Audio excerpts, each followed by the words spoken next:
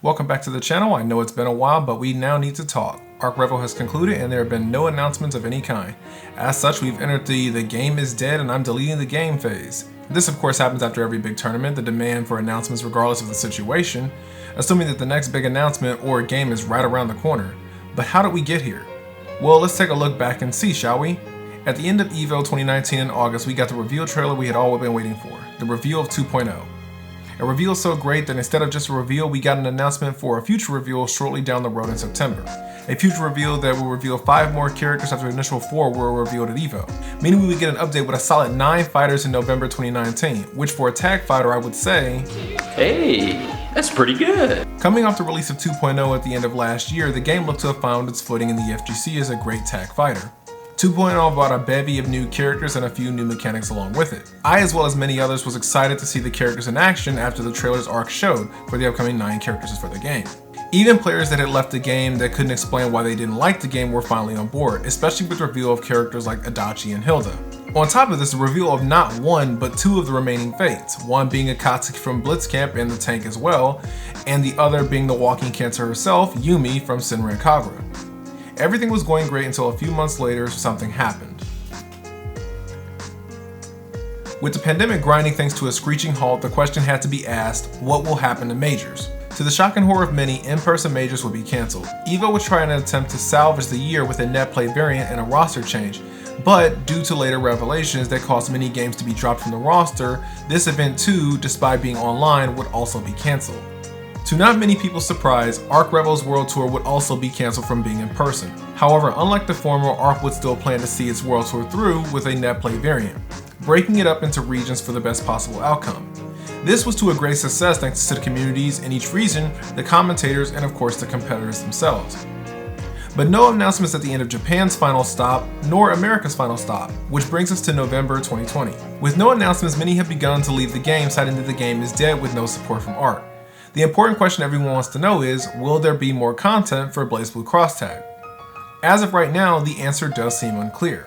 Not because we cannot review leaks to see that there are clear plans for more content, but because there has been a long silence from Arc in regards to Cross Tag specifically. We can clearly look at the diamond diagram used for the reveals that shows 2 open slots. Once those 2 slots are filled, we can then say that the game is complete. This is the question that many have been asking, is what is going on behind the scenes? But what about what is happening on stage? How has the game been doing in terms of gameplay from the player's perspective? Well, as I said before, I like many others was excited to get my hands on the new characters, to play them and see what they could do. There was just one problem. This patch was poorly balanced. A lot of people were having fun with the patch until the honeymoon phase wore off and the poor balancing became apparent. Be it Ruby getting more unnecessary buffs, Carmine becoming dumb again, Mitsuru JB still being an overhead, or Yang now being able to armor through bursts. Poor balancing was clear and it was very obvious. But nothing was more poorly balanced than 2 of the incoming characters, these being Yumi and Adachi. This duo took the game by storm, both having overpowered buttons that made their presence a threat. Being able to dish out high amounts of damage, on top of this neither being too difficult to play. With the icing being on the cake, they worked best when paired together. The characters themselves have become such a big problem due to how poorly they were balanced that some people have called for them to be moved from the game entirely. I myself wouldn't go that far, but they certainly do deserve to be nerfed into the ground a bit. For the uninitiated, Adachi has a special that allows him to skip neutral and allow his partner to run it for a free mix-up. Regardless if it's a high, low, or left-right, this of course being due to how long the move lasts. Which means that even if you're successful in blocking the first mix-up, you still will have to hold 1 or 2 before you can attempt to take your turn, especially if Yumi is his partner. But it gets worse. You see, even if you burst out, since you will burst on top of Adachi's now active partner and not Mangetsu Izanagi, your burst will be wasted and your incoming character will eat a combo almost as bad as a DP punish. In short, once you're blocking, your options become very limited. And this is just one of the many reasons Adachi is not well liked. Great normals, an omnipresent EX move, and high damaging loops make it all worse. Yumi doesn't make the situation any better. She's been deemed the ultimate helmet character, a character so overpowered that she makes any player who plays her look great. In a game where the average character has 17,000 HP, having a character that can do 7,000 to 9,000 damage by herself with minimal effort, minimal matchup knowledge, or execution has really driven people to want something to be done about her. High damage characters aren't a problem. We have those in characters like Akihiko, Elizabeth, Carmine, and certainly many more. The difference being is that while the latter has some sort of downside to being able to dish out that big damage, Yumi has no downside. 5B, then spin to win. On top of this, Yumi has the ability to lock you out of being able to burst, which means that once you're hit by her aerial rave, there's nothing you can do but sit back and watch your health be depleted. All of this packaged into a character that takes zero know-how because Yumi has no skill ceiling. She comes out of the box ready for tournament play. In short, everybody has a pocket Yumi.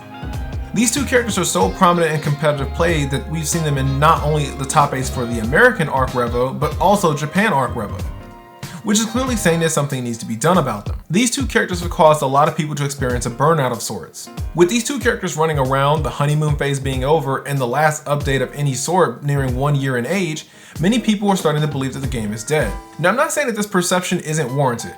After all, in the same span of time, we've seen that Arc has been able to develop more characters for Dragon Ball FighterZ, Grand Blue Fantasy has been able to release and have new characters released, even Guilty Gear Strive has had more character reveal trailers, and even not just reveal trailers, but also have a beta and an actual release date on paper. But wait, there's more! Arc has even announced they're working on a game for Ruby. All of this has happened while Tag has gotten no information regarding what is going on with it, leaving its player base confused. This is the situation as things are, so now allow me to give my take on it. When it comes to the balance of the game, I truly believe the game is balanced if you cripple the top 10 characters. In case you're asking, these are my top 10 characters that I believe are in the game, all of which play completely different games, and when it comes to the top 5, they're not even playing cross-tag to begin with. These characters need to be dealt with. If you nerf them, the game becomes a lot less toxic from a gameplay perspective. If you would like me to make a video explaining why these characters are a problem, comment hashtag top 10. If I get at least 20 comments, I'll make the video. The game isn't badly patched. I'm not going to sit here and meme and say buff Makoto and Kanji because honestly they don't need it. When asking for buffs, ask what does a character need to become playable, not what they need to become top tier. With this in mind, I do believe if you take the top 10 characters out of the picture, every character in the game becomes viable competitively. Of course there would still be bad matchups, but compared to the matchups we have now, it wouldn't be so one-sided. I would certainly like to see more Neo players and Elizabeth players. However, usually what will end up happening is that people will just pick a stronger character because they're better overall. Or they will play the character of their choosing but will pair them with a top 10 character, usually Adachi or Yumi, to make them viable. That's just how oppressive and overpowered those two are. Do I think that people playing the game or watching tournaments have a right to feel burned out by this? Absolutely. Throughout CrossTag's life, we've dealt with two overwhelming metas. The Team Scythe cross combo invo of 1.0, in which due to cross combo invo and how large Gordo's Grim Reaper was, combined with Ruby's own absurdly large boxes, meant that characters would get pressured with very few options to deal with it. On top of this, since all the damage was cross combo damage, the health loss was not recoverable. And since this was long before Yukiko was viable, there was no health healing shenanigans for a player to use yet. This of course led to a patch that removed cross combo invo and removed Gore from the top 10 characters and put him in line with the rest of the cast. After the first Evo, the next set of characters came into the game, we moved towards the new meta, to the Mitsuru Yuzu neutral denying meta of 1.5, where Mitsuru's fast buttons and safe instant overhead dominated the game, combined with Yuzuriha's skill ceiling being lower and her 6p space denying assist. This made for a meta that was once again being dominated by one primary team. A team where once again, once the next patch arrived, the partner that was usually in the back suffered in the upcoming patch, which was 2.0. And now we're here being burned out by the third meta of Yumi and Adachi. I can certainly understand why people will begin to be burned out by playing against this, let alone watching it in every tournament, which leads me to my final point.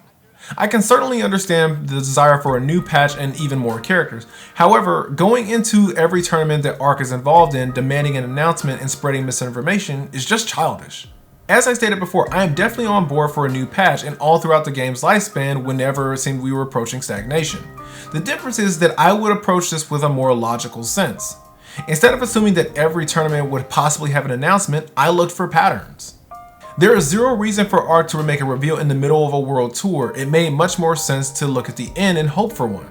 In years past, we looked towards Evo because it was the Super Bowl of fighting games where announcements would be made, due to the high amount of viewers that would be watching. And recently, even Evo Japan has started making announcements.